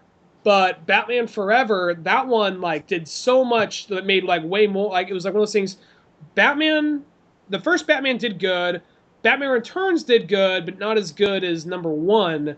And then Batman Forever came out, and I guess maybe because it was Jim Carrey, and he just got done Ace Ventura: Pet Detective. But that came out, and then that one did so much more than two. But then by the time they get to four, it's like, no, we stopped giving a shit. And that had Arnold in it, Uma Thurman, who just got off Pulp Fiction. So you think that would have done, numbers, Well, because in a sense, that movie was sort of brought in by doing... But the problem is that you had a bunch of older people making it, and to them, that's what they knew Batman was 66 Batman. It didn't cross their mind that there was hey, these comic books actually evolved 15 years ago, or no, plus they started evolving, 25, 30 years ago, in the 70s, and it's, that old Batman's, that's not the only one, but, it was that thing that hey, okay, Batman Returns went a little too dark, let's go back, good old Adam West, he was always fun, right? Yeah. We'll make some sweet toys off it, so give Batman a couple different costumes to wear, some different vehicles that might only be used once in the movie, but we can sell a toy off of it, and it'll all be good. Mm-hmm. I will say that I actually think a lot of people scream blasphemy. Joel Schumacher is actually, I think he is a good director. He's got a lot of good movies. Just I mean, he's got some of the best movies out there. just unfortunately for me, two of the movies I don't like by him are the Batman ones, which is unfortunate. But I mean, you watch like 8mm, watch Falling Down. That has like even a little bit of Lost Boys. That all has the perfect recipe for being a good Batman movie. It's just I don't know. Maybe Warner Brothers was trying to get too much marketing and trying to oversee everything way too much. Falling Down is a fantastic movie. I love that. That is one of the greatest films. Like, if anybody ever tells me that Joel Schumacher's a bad director, I'll go like, "You watch that movie, watch it, What I like about, and tell me that that's not a good director." what I like about that movie is that when you watch it the first time, it's one of those movies that's got such magic the first time because it really plays on like, you know, is the guy crazy? How crazy he's gonna get? And then you're just sitting there, and the tension is pretty much present through the whole thing because you're just like, okay, he's gone crazy, right? Yeah, I get pissed off in traffic too, but it's just so exciting to watch that guy just get more and more pissed until there's murders and like grenades blow up and he's just gone full postal. It's just one of the magic of the first time. Well, what I love too is that movie it's just got so much comedy in it too, but like it's just sort of that dark comedy, but it's that thing too where you're like, you want to see that sometimes. You know, it's like, yeah, you know what, that pisses me off too. I'm glad somebody's doing something about it, you know? He gets pissed off at traffic. He gets pissed off because they're charging more for a soda in the store. You know, he gets pissed off at the racist guy. Just all these things throughout the movie. You know, he gets pissed off at gangs, but then he just starts doing something about it. Maybe that's There's why. even- Oh, go ahead. I cut you off. Go ahead. I cut you off. Go ahead. Maybe that's why that movie just resonates so deeply with people because that's the fantasy that we have in each one of those situations. Mm-hmm. And then there's that one part. Did you ever see a movie called? Or you say yours. There first, is. You Ryan. said, Will. There's a part you said the tension's really rising. Even though he wasn't there for it, it was such an unsettling scene. The part when you find out he's been working for like I think it was some factory for a long time, but was getting laid off and was really stressed out. And they go to his mother, who's living with his mother. And she's like, he doesn't even talk. He just kind of sits across from me at dinner and gives you this look. Like, what kind of look? Like he wants to kill me. It's just like how like unsettling that whole scene is right there, and just other like moments like that throughout the movie. Yeah, totally. Well, did you ever see the movie God Bless America? Oh, that's a good movie. I have not actually. If you like Falling Down, you got to check it out because it's a Bobcat Goldthwait one, and what it is, it's this guy who's just a regular Joe, nothing too special, and this is how the movie opens up. He's laying in his bed, and his next door neighbors are just arguing and yelling at each other, and their baby is screaming and crying out loud, and he's just sitting there just trying to sleep, but it's just so loud. And then it cuts, and it shows him getting up, and he walks next door, kicks down the door, he's got a shotgun in his hand. The lady, for some reason, throws the baby up in the air, and he shoots it, and it explodes all over the place, and he takes him out. Now, this one just starts off, that's just a fantasy he's having, because then it cuts back to him in bed, and he can still hear him. But what the movie is he goes to the doctor, he realizes he's got this, like, you know, cancer, he's going to die in, you know, a month or two. So he decides he's going to go out, and he's watching a lot of TV the whole time. I forgot to mention this part. He's watching all these bad reality TV shows of spoiled, you know, teenagers, horrible housewives, and then there's kind of like a parody of American Idol where they're just making fun of people and everything. So what he decides is he's just going to go out and just get rid of all these bad people in the world. Everybody who's just horrible. He's like, anybody who's not being nice, I'm going to take him out. So he goes and he finds a sweet 16 girl who gets his car, and it shows her on TV and everything. She's just like the most horrible. You know, her dad's like, here you go, honey. Here's your, you know, your birthday present car. She takes one look at it and goes, it's not the car I wanted, and flips out and everything. You guys are the worst parents ever. So that's the first person he kills. And then throughout it, he meets this other girl who's kind of in the same boat too. And they get along and whatnot. And they just go through all these scenes where it's just like, he's just killing people. And you're like, man, those are the people that always bother me. And they're in a movie theater and there's like teenagers and they're talking. They kill those people. But like it all works out in that same kind of comedic way like Falling Down is. That part with the movie theater is like fantastic because there is like among all the teenagers talking because they're like watching some heavy like Vietnam documentary and all these teenagers are talking, throwing popcorn, and they keep on moving. There's a one girl in the group who's like, "Guys, be quiet, and they kill all those people, but the one girl is like, "Thanks for turning off your cell phone." It's like, "No problem." They just leave. I'm gonna watch that movie now. I put it on the list. Oh man, put it on. And the nice thing about it too is like, because even like as what Bobcat Goldthwait said, he's like, yeah, people have told me that this movie's kind of like Falling Down. He's like, and I love Falling Down. He's like, the only thing I never really liked with that movie too much is I don't like how in the ending they kind of make him out that he's crazy. He's like they should have kept it that he was just a regular guy and it's just things just went bad. Where in this movie he does kind of do like that. It's not like this guy's ever crazy or anything like that. He's just a regular guy, and this is just he's just doing what he thinks is right. It's a movie, so you can kind of get away with it. But no, check it out. It is so highly recommended. When was it made? Because it sounds recent. It came out 2013, I want to say. Oh, that's really recent. Because I know, yeah, it wasn't that long ago. It had to be 2013, yeah, or possibly 2012. I think it may have been 2012 because that was the same year Dark Knight Rises came out, and we were kicking ourselves. We forgot to put that on the list of our best movies. Yeah, I remember because we did a top movies of the year, and for some reason we forgot about it. We forgot about that movie, and I think it was because one's like I flipped through all my movie tickets, and I was like, that movie didn't come out in major theaters, so I never got to see it in theaters. I just kind of bought it when it came out on Blu-ray, and then I totally spaced out on it. Mm-hmm.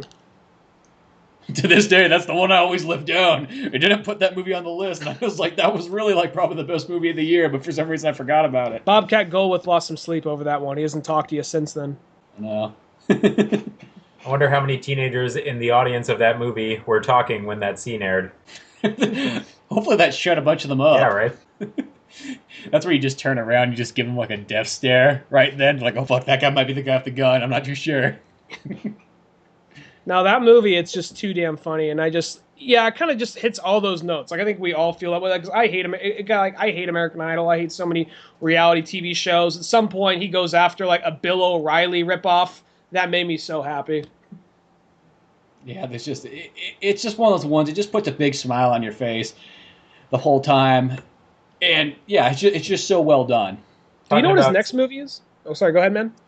Talking about Bill O'Reilly, if you listen to a Snoop Dogg album, there's an interlude where Snoop Dogg slaps Bill O'Reilly. And then they're like, really? Does he literally slap him? I think there's somebody interviewing Snoop Dogg, and they're like, "Why'd you slap Bill O'Reilly?" Because he's a bitch. And that's thank you, Snoop Dogg. That's awesome. I'm gonna have to search that out just to find that part. That sounds amazing. I don't listen to a lot of hip hop, but I might have to just buy that album just for that. Right, just to so support that royalties. Yeah. Just because it's one of those things. Like, yeah, like I mean, most of the. I mean, like I said, I'm not. I mean, I just never really got into hip hop. I like a little bit of Public Enemy and like Run DMC and some older stuff like that, but. I may just have to, after hearing that, just like he flat out just said, because he's a bitch. That's all he said. I'm really tempted to find it on YouTube right now and play it for you guys. It's fantastic. It's the simple things sometimes. Yeah. You don't even have to say much. Just that. It's just because Bill O'Reilly's just pretty much Bill O'Reilly's almost in the new Batman Dark Knight comic book that came out, Dark Knight 3. He is in the first issue of that. I mean, they changed the name just to avoid like legality stuff, but it's so clearly meant to be him, which he seems like someone Frank Miller would hate. But Frank Miller, I think, hates everybody. Everything's like, oh, Frank Miller's so conservative. Like, no, he's not conservative. He hates everybody. He's ripping on liberal people. He's ripping on conservative people. He just fucking hates. And he uses Batman to vent all that out. Didn't Frank Miller do the Watchmen movie? No, he did. He made. This is what gets that confusing. It's because Zack Snyder directed both the Watchmen and the 300 one, so it makes it feel like they're all tied together. Yeah. Because 300 and Sin City are both written by Frank Miller. The comics are, and then Zack Snyder directed 300. Then he also directed Watchmen. And now he's doing Dark Knight Returns, and you could see that he is not doing Dark Knight Returns. He's doing Batman v Superman. Which you can see he's mainly a Frank Miller fan because he's doing a lot of like Dark Knight Returns stuff in this trailer. Which he said in an interview that apparently that even though how much of this looks like they're pulling straight from Dark Knight Returns, they could still make a straight up Dark Knight Returns adaptation and you wouldn't feel like you're watching the same movie. So that's good to know. Yeah, because to me it's like people are like, yeah, make a Dark Knight Returns movie. I'm like, dude, they made one already. It came out 2 years ago. It was a 2.5 hour long cartoon Dark Knight Returns movie. What more do you want? Like that to me is perfect. And so I remember just at first I'm kind of like, I hope this is not too Dark Knight Returns because I feel like I've already seen that movie. They already made a perfect version of that movie that I just don't think it's necessary to even make a live action one. Mm-hmm. But I do feel it's going to be way different than that. It's just going to have elements of Dark Knight Returns. Well, they even had a line in there because they unfortunately didn't have the narration from Dark Knight Returns, but still, as it went on, it didn't really bother you as much. But they did have the line in the new trailer, which hopefully it's in the actual movie, but the trailer for Batman v Superman, they have one of my favorite lines is, "It's about time you know what it feels like to be a man." And that's the part when, like, he actually gets Clark with a kryptonite arrow and then just says that line, flat out just socks him in the fucking face. So hopefully he says that to Superman at some point, and hopefully he's just not saying that to just some bum or something on the street. that's what that line got thrown to. Yeah. Well, speaking of Batman, did you hear about the new Batman game coming out? No, I haven't. I think they actually announced it at that video game award show, but Telltale's making a Batman one. Okay, that's cute. So, I'm sure so it's kind of like I have mixed. It's like I know those Telltale games always get high reviews, but just the little bit that I've seen of them, my only problem is just they're not like full video games. They're like Sega CD games. Well, sorry, what was that, Will? I was just saying that's a tease. Yeah. Well, because have you ever seen any of those Telltale games?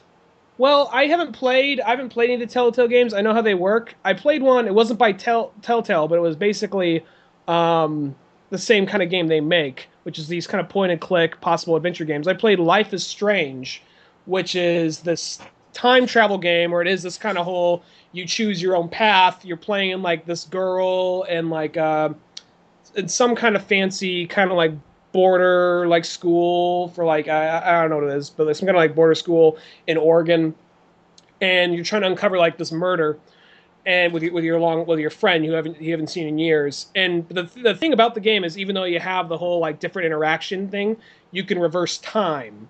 So you can try like, all right, well, that went different. Let me try it this way. But no matter what you choose, it's going to have some kind of outcome. It's not kind of like, all right, do you want to like make everything bad or make everything good? It's always something kind of like, all right, well, if you do this for this person, it's probably going to piss this person off in some other way, you know? When I think of it, because I just remember there was that Jurassic Park game. I know we've mentioned this before. But I was so excited when they first showed screenshots for this game. I'm like, oh my god, it looks like Dino Crisis, but with Jurassic Park. That's like the game I've always dreamed of. And then when the game came out, it was just like, oh, it's one of those games where you kind of click and go, where do you want to go? Left or right? I guess I'll go right. Okay. Find the object in the area. You're like, well, what am I looking for? You're looking for a key. Okay, I guess I'll click this trash can. There's no key in here. Oh, okay. Swiper, no swiping. Swiper, no swiping. Yeah, and then it's also kind of got things like Dora the Explorer. Yeah, and then later on there's part where it's like, oh, the raptors are chasing you, but you just got to kind of press X, B, A. Like, oh, it's like this is like mismatching like GameCube Nintendo and PlayStation controls. But which those games like okay in like '93 and '94 when those were like on Sega CD, those were really cool because it blew your mind. You're like, oh my god, it's live action footage. And I control how it goes. This is mind blowing. It's like I'm actually in an episode of Power Rangers. You look back on those games, and it's just kind of like, oh, that's all that game was. Somebody actually spent $50 for that. Well, that Power Ranger game was you showed me that, and basically what you do is you have to just push buttons to like dodge. Like they show footage and you pushing buttons. Like, wow, I'm making Tommy do backflips and punch the putties in the face and all that. But really, when you get it, they just took footage from the game, and then if you missed up footage from the TV show, it wasn't even like it was a new episode or anything. Yeah, from the TV show. And if you messed up on pushing the button, then it would have just like an abrupt cut of him getting knocked on the ground that had nothing to do with the previous shot, so it wasn't really even in sequence. Did you guys see the the Power Rangers fan film that came out? Oh, that was so awesome. The Yeah, we the one talked where it's all bloody and violent. Yeah, that was fantastic. Yeah. Yeah, that was a really cool one. There is some legal stuff over that because right now they're trying to get the Power Rangers. They're trying to reboot it, like Generation One Power Rangers, trying to reboot it to make a movie. And the whole thing is that came out, and it was just a fan movie, and I believe it was made by the producer, not the director, but the producer of Lone Survivor, Dread, and something else that's not coming to mind right now.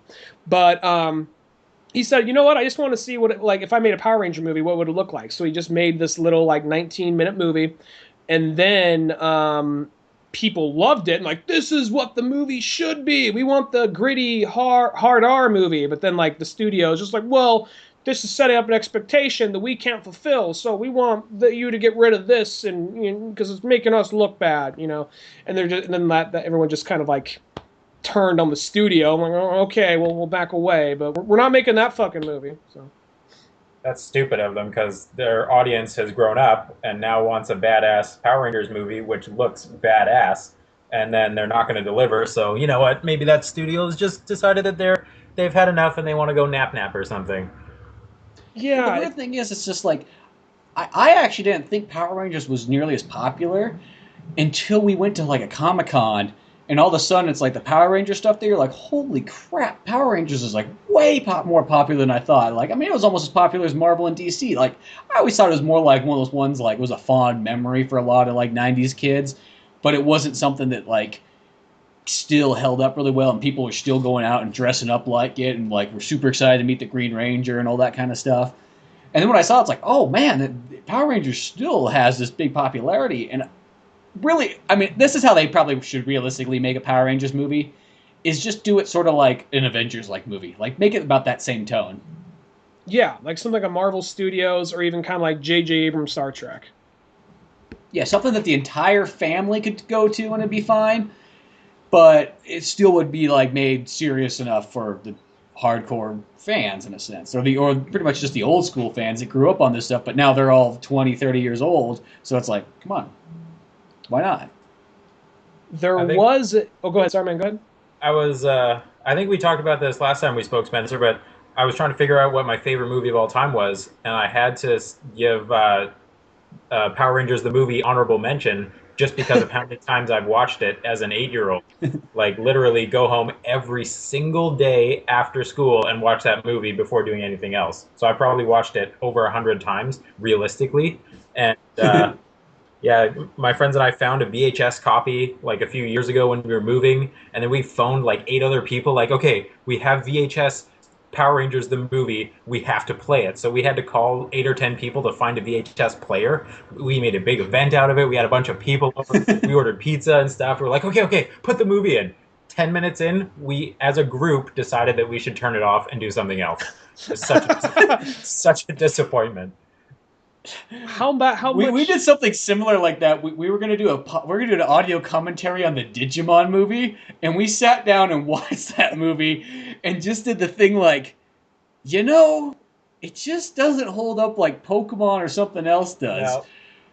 It was just that kind of thing. It's like I loved the hell out of this when it came out, but now I'm just watching it, and it's like I'm almost confused on what the hell's going on. Like, sort of like, was this a dream that I had? Was this an alternate reality of myself? Like, it's so different. And I just didn't feel like I had enough to talk about because it was so lost from memory. There is something about that movie because it's one of those things where what they did in that movie is they took 3 different movies that were made in Japan and chopped them up and then condensed them together. And there is no quiet point in that movie. There's no moment where it's like, all right, let's just use silence to build some tension. Let these characters just, like settle for a minute. There's always constant talking, and there's always so much like exposition. I remember so much so, you said it best, Spencer. We were watching that movie. They're just like, "Hi, I'm Kyrie. We're the Digidestin. We have Digimon." Da, da, da, da, just going on and on and on. It just kept on going, and they're just like, "All right, you got this whole paragraph to fit in 2 minutes. Go." And then just like you just turned to me just like I feel like a dad. I feel like this is being explained. I feel like I'm a dad and my kid is explaining this to me on while I'm dropping him off at school. What really happened there is that was as quickly as they could translate it to English, and that was really just all the time that they had. Exactly. They're just like, okay, 3 pages of exposition, fit it right here. When it was actually whenever they, because there'd be moments where they don't even show their faces and they just fill it up with dialogue. There had to be some Fox studio, like some Fox executives saying, all right, there's no talking, kids will lose track and don't like lose like the attention if there's not talking. Okay, there's no talking here. Throw in a song by Smash Mouth and the Bare Naked Ladies. All right, do that. We got the rights, you know. And just keep playing that theme over and over again. Every single time something action starts happening, just keep going. Digimon, digital monsters, Digimon, digital monsters. Kids What I are love the is- audience. What I love is they have like it was even kind of dated when it came out. They had like a amped up, redone version of the main theme, but it was like a hip hop, like an early '90s hip hop. Even though the movie came out like in 2000, 2001, they still had like the early, kind of like it was kind of like the Super Mario Brothers. Hey, it's the Mario, dude. You know that the whole like it's the brothers, the like from that old Super Mario Super Show. Yeah. It was. I like it. You just kind of combine both songs together. I got them mixed Like, up. I got them mixed up. Do the Mario, yo, we're the brothers. Yeah, that one. Swing your hips. It was the Digimon equivalent to that. And they just kind of like, it was even dated when it came out. It's like, yo, get a digital, man. Da Digimon. You know? But it's funny how there's movies from your childhood. They either go one or two ways. Either you watch them when you're older and you're like, man, I almost like this more than when I was a kid. And then there's the one where you kind of watch and go, I'm kind of wondering how I was really into this. And I could also sit down and watch 2001: A Space Odyssey all in the same year and get something out of both of these. Because this is confusing me now. The one movie from my childhood that really, I went on a childhood movie buying spree because DVDs got really cheap recently. So, you know, you go to one of those crappy shops in the crappy strip mall that's not close to your house, but all the DVDs are $3, and you're like, yes, and there's some good titles. So I bought The Little Rascals on DVD like 2 years ago. Oh, I haven't seen I that like in a that long one. time, but I like that It's a so lot. good, and those little kids, and there's some really like almost adult jokes, and that movie just it's one of those ones from your childhood that will still be successful. I would like to see that one again. I haven't seen it in such a while. It was like at some point, I think my mom, she's like, look what I found. She found all these old VHSs of like the Little Rascals, like the old silent, or not the silent one. Well, some of them were silent, but the old 30s and 40s ones. And we watched those, and I was like, man, I haven't watched these for a long time too. And those still actually hold up really well. Little Rascals is one I remember being pretty good. Like, I got nothing but fond memories for that one. I'm trying to think back on like I could find some that have that middle ground. Like Pokemon is one of those ones where maybe it's not as enjoyable to me, but I kind of don't regret liking it, and I kind of see why I liked it, but it doesn't really hold up. Like, even though I kind of see some of its problems, I still love like Ninja Turtles 1 and 2. You know, I still really like the live action Ninja Turtle movies for that. One though that just flat out doesn't hold up whatsoever that I thought was going to hold up was it was what Disney movie? It was a Disney one that came out some years back. I liked it a lot as a kid, but like that dinosaurs movie, I thought that was really good. But then watching that, Littlefoot. oh no, not that one, not that one. No, not the good dinosaur one. Are you It's talking about literally which one? called, The it's weird literally back called dinosaur? Dinosaurs. Everyone kind of forgot about it. It's like a I love CG that movie. Oh, you do? Yeah, isn't that the one with John Goodman in the big dinosaur suit? Oh no. No. That's the sitcom. No. That's also called Dinosaur 2, but that's an amazing Yeah, that show show. is fantastic. That's one of the hardest I've laughed as like a 5-year-old, and I got the jokes. This was literally like the movie was, I want to say most of the scenes were shot in live action, but then they had CG dinosaurs. Kind of just, it was basically kind of a ripoff of Land Before Time, which with Littlefoot, but it was like just CG dinosaurs. I remember loving it as a kid, but then seeing it again, I was just like, oh wow, this is just really cheesy and really bad, and just kind of beat for beat, kind of a Land Before Time ripoff, which was a good movie. But no, the dinosaurs. Do you actually? Here's the funny thing about the dinosaurs show. Do you remember? Do you know how that show actually ended? Well, I assume it ended because I can't watch it anymore. Well, do you know how it ended? Do you know what the series Oh, no, finale was? I don't remember. They actually there's a cracked article on like the most darkest, depressing series finales. That one was number one, and the way the show ended was the main dinosaur that was basically John Goodman in the green suit was he like was working for some company that basically started that started the ice age. He did something that messed up the environment and ultimately just started the ice age. And what ended up happening is like, well, life as we know it's about to end. You know, they're kind of treating it kind of funny for a little while, but then they're in their house, just the snow is coming down, and the baby, and like, you know, the baby's like, well, what's gonna happen, mommy? He's just like, well, we're just gonna have to wait. What happens then? We don't know. We're just going to have to wait, and we're going to have power, and we have each other. And they all just kind of crowd around each other. And the little baby just has this look on his face, like trying to grasp the concept of death. Of just like, wait, so what? The world's going to end? Yeah, the world's going to end. Fuck. You know? And then it shows like a news reporter and saying something like, good luck and good night. This is our final broadcast. And like nods his head, slow fade to black. Executive producer Jim Henson, da da da da. You know, Well, it's almost like no music during the credits, kind of. No, thing. You just no, hear like what's no snow music? falling. All you hear is like wind and snow. that's what it was. There was no snow or wind, but there was no music and just credits. They had That's a ballsy way to go out on a kids' cartoon show, though. You got to give them credit for that. On an ABC like family like show with people in dinosaur suits.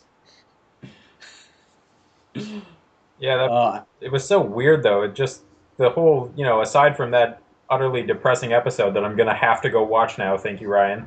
You're welcome. And that show is just weird. Like the way that dinosaurs all talked and all their mannerisms with their little fingers. And I was like, dinosaurs don't have opposable thumbs, people. But I believe it. I believe that these dinosaurs have opposable thumbs, and that baby is maybe the most like politically conscious baby I've ever met. And they even had what was it? They had they had all the humans for pets. Oh yeah. That's right. Oh yeah. They did put that show on Netflix, though, so I kind of thought about it. I'm like, man, I put it in my save list, but I still have yet to go and sit down and watch it. I might have to go back and watch because I just saw the part I mentioned. I remember that episode further, but when you're a kid, you don't think that like because I just watched them out of order. You don't think that's the last episode, and maybe some of the things you didn't grasp. Like, okay, I'll just tune in next week, and they'll be making a snowman out front, you know. But like, oh, that's the last episode. Now I gotta go back and watch the whole episode. Now I gotta go look that up on Netflix. I know. I want to look that up too because it's just like that is just it's just so ballsy. How's it end? Is like everybody in there dead but the baby, and the baby's just like hitting the corpse of the dad, like not the mama, not the mama, not the mama. Resorts to eating his own family. It's just just trapped. You like it shows the outside. You just don't even everything's covered in snow. It's almost got like a Shining kind of feel to it by this point. The fucking John Goodman dinosaur, just like a still shot of his face, like Jack Nicholson at the end of Shining. As you guys were talking about that, I was picturing The Road by Cormac McCarthy. So just like the baby dinosaur and the dad dinosaur are the only two left walking through the like pseudo nuclear fallout of the ice age. The wasteland. Yeah. Well, who's in that movie again? It's In The Road. Yeah, Viggo. Yeah, because I was thinking of this Viggo Mortensen and the boy. Yeah, pretty much. Called it Viggo and the Boy. Which that right there, like I'm just imagining, kind of like, no, we actually didn't intend for the series to end right there. We're gonna go full on like snow apocalypse road warrior with this, where the baby is like the only survivor, and he's just become like he's like slaying mammoths. He's like just like a full barbarian warrior, just like that. We weren't gonna go. We were just gonna try and throw a ballsy approach with season 5, but no, fell through. Maybe the humans get out of their cages and then they become like they become dominant species. Yeah, that'd be funny. Well, there's another one like on that same article. There was another show that had a very dark ending. Was Alf, where Alf just gets captured by like some government agency, it implies that they're going to dissect him and just do a bunch of scientific experiments on him, and that's the way the series ends. But the thing is, they were planning to get another season where it's just like, we're getting in a wild, wacky adventure out of this military facility, but that season never came. So it ends with him just like yeah, he's fucking dead. I could never handle Alf as a child, though. That, for some reason, that's the show that gave me the heebie-jeebies. Alf is a weirdo. I kind of agree too. That kind of like was creepy to me as a kid. Yeah. Like, I never got into it. I knew of him. Like, my cousin really liked Alf, and he had like an Alf stuffed animal. Like, just keep that thing in the corner of the room. Yeah, like put it in the closet. Well, actually, don't put it in the closet. It makes it scary. You like put it in like the guest room or something, like anywhere I don't have to see it and I know I'm never going to come in contact with it. Just turn it around and make it face the corner, kind of like the Blair Witch. Yeah. Yeah, because that's not creepy looking. just put it in the corner. Next thing you know, it'll be Alf and high fructose corn syrup showing up in your bedroom at night. Oh, don't give me. That's gonna keep me up tonight. Just cover you, and then the corner is just the Blair Witch just standing there like, Alf, you look like the happiest guy now compared to whatever that is in the corner. I would be most scared of Alf of those three. Definitely Alf. Murderous Alf just kind of like, well, you got any cats to eat? You don't? Well, I'm just gonna have to eat your heart then. Oh, that's so fucked.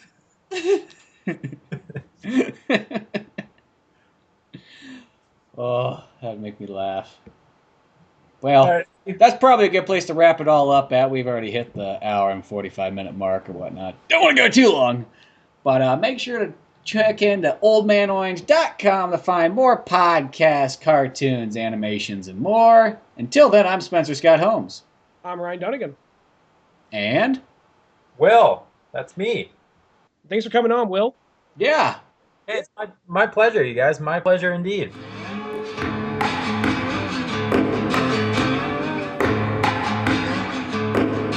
Thanks for listening to the Old Man Orange podcast. Check out our website at oldmanorange.com for even more podcasts, cartoons, videos, music, and more.